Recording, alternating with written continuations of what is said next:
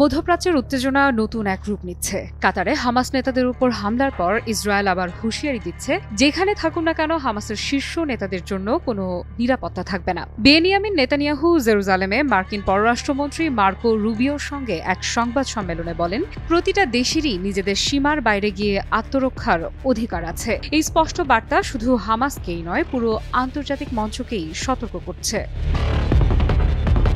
গত সপ্তাহে কাতারে হামাস নেতাদের উপর হামলার ঘটনা ঘটেছে। ৬ জন নিহত হয়েছেন, তবে হামাসের শীর্ষ নেতৃত্ব বেঁচে গেছেন। ঘটনাটি মধ্যপ্রাচ্যের রাজনৈতিক ভারসাম্যকেও প্রশ্নের মুখে ফেলেছে। যুক্তরাষ্ট্রও তৎপর। হোয়াইট হাউস জানিয়েছে, প্রেসিডেন্ট ডোনাল্ড ট্রাম্প কাতারকে আশ্বস্ত করেছেন যে ভবিষ্যতে তাদের মাটিতে হামলা হবে না। তবে নেতানিয়াহু স্পষ্ট করে বলেন, আমরাই এটি করেছি একেবারেই একা। মার্কো রুবিও জানিয়েছেন, ওয়াশিংটন উপসাগরীয় মিত্রদের সঙ্গে দৃঢ় সম্পর্ক বজায় রেখেছে। তবে উত্তেজনার মধ্যেও ইসরায়েলকে সবচেয়ে নির্ভরযোগ্য মিত্র হিসেবে অভিহিত করেছেন।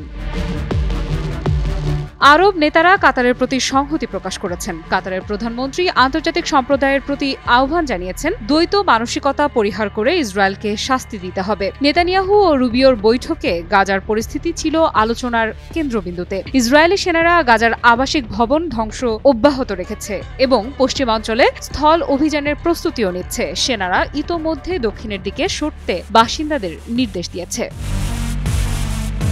প্রায় 2,50,000 মানুষ নিরাপদ এলাকায় চলে গেছে, তবে আরও বহু মানুষ শহরে আটকে রয়েছেন। অনেকেই জানিয়েছেন, দক্ষিণও নিরাপদ নয়। আশ্রয় বা যাতায়াতের জন্য অর্থ না থাকায় তারা স্থানান্তর হতে পারছেন না। জাতিসংঘ সতর্ক করেছে, যদি দুর্ভিক্ষ পীড়িত এলাকায় আরও বড় হামলা চালানো হয় তবে তা অধিকতর ভয়াবহ বিপর্যয় তৈরি করবে। অর্থাৎ সামরিক কর্মকাণ্ড কেবল রাজনৈতিক উত্তেজনা নয়, মানবিক সংকটও আরও তীব্র করছে। ওয়ালটন এখন দেশের সীমানা পেরিয়ে পৌঁছে গিয়েছে 50টিরও বেশি দেশে।